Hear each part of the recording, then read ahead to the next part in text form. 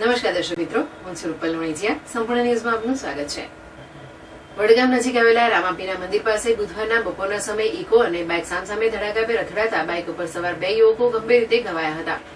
અકસ્માતની મળતી માહિતી મુજબ વડગામથી ખેરાલુ તરફ જવાના નેશનલ હાઈવે ઉપર આવેલા વડગામ લીંબોઈ મહેમદપુર તરફ જવાના 3 રસ્તા પાસે આવેલા રામાપીના મંદિરની પાસે બાઇક અને ઇકો ગાડી વચ્ચે ગમખાર અકસ્માત સર્જાયો હતો.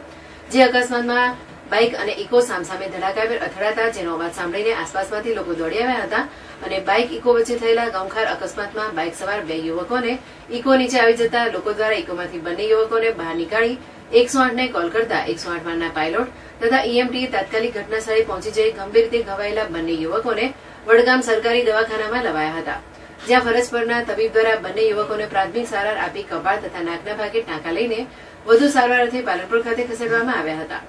અકસ્માતની જાણ બંને યુવકોના પરિવારજનોને થતા પરિવારજનો તેમજ સગા સંબંધીઓ હાંફળા ફાંફડા બની વડગામ સરકારી દવાખાને દોડી આવ્યા હતા.